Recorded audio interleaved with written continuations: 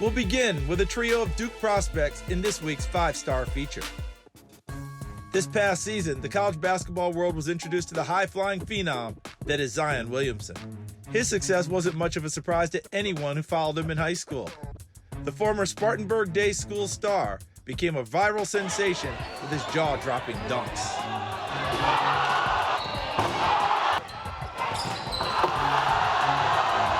I embrace it. I love this type of environment where a lot of people take time out their schedule just to come watch me and my teammates play basketball. I love it. The attention surrounding him has grown exponentially. It just happened so fast. 1 minute I'm at 3,000 followers on Instagram. Next thing you know, I'm at 170,000. And the biggest thing since that happened was him saying my favorite rapper, Drake, wearing my jersey. That was amazing. While Zion puts on an amazing show, he doesn't play just to get attention. He cares about his team winning above all else. It's an amazing feeling. I love bringing excitement to people's faces, but I'm going to do it while sticking to the parameters of my game and still trying to help my team win the game. I'm going to say my game is smooth but powerful.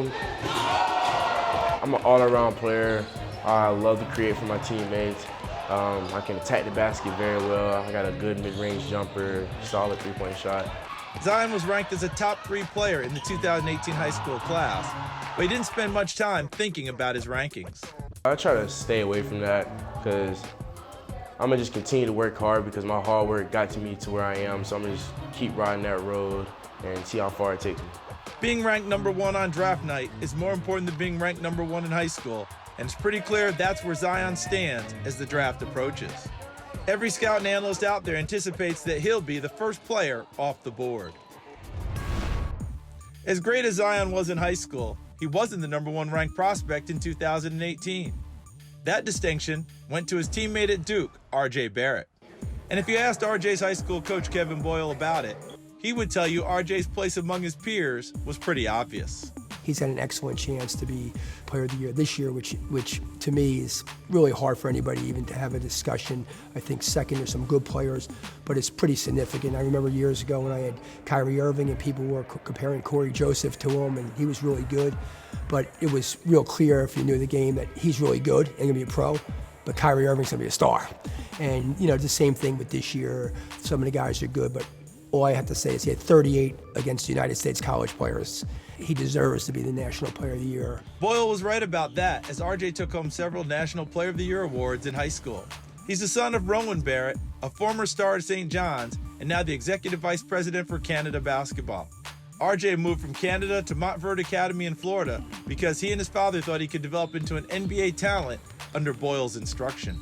His dad runs basically Canada Basketball, and I think he knew he had a possibility of being an NBA player down the road, so he put him here where he thought was the best place in the country. Coming to Montverde, I wanted a challenge, so it's definitely challenging top teams in the country just to learn from Coach BOYLE every day is a pretty amazing experience. I didn't really know much. I knew I just wanted to come and be challenged every day and, on and off the courts, and this was the perfect place. Today it's just reality that it is a business later on for these kids, and part of what happens now affects how you start in that business. So being in the right school, with the right coaches, with the right discipline in the school basketball and in the school community, it's really valuable to helping him grow to the number 1 player, which he clearly deserves. Under BOYLE's instruction, RJ has developed into the 5-star talent his father envisioned. His development has been, 1 with work ethic, tremendous improvement. 2 with maturity, he's really matured. 3 with a combination of the stuff we've developed him here with our skill work, and we take a lot of pride in getting guys individually better. I think really just an aggressive player, offensively, defensively, really, rebound, score, pass, anything really the team needs. Some of the things that make RJ a special player is, he's been gifted by God with an incredible basketball body. About 6'7", long. He's got a lot of length. At the same point, he's strong. He's got an explosive first step, a long first step, and he jumps off the floor, really a quick jumper and a high jumper. So he's got all those athletic traits that you would want in a great basketball player that's a wing. While his teammate Williamson is likely to go first, Barrett probably won't be waiting too long before his name is called. And it's possible he could be the 2nd overall pick.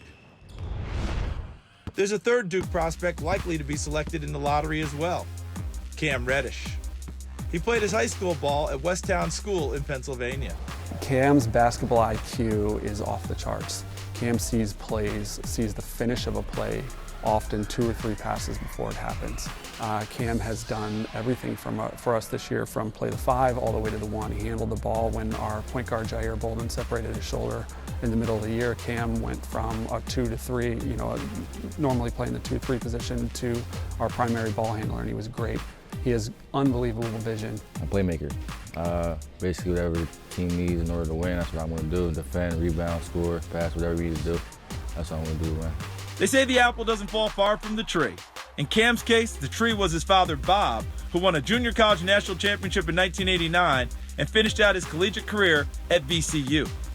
Bob Reddish was a 6'10" bruiser in the paint, but he knew his son would possess a different skill set. We know he's always been a point guard, but with his height and his ability, he's able to play one of the 4 positions, 1 through 4. So I'd call him a utility guard. Reddish may have been overshadowed by Williamson and Barrett at Duke, but his skill set on the perimeter is promising enough that it's likely some team takes him in the lottery.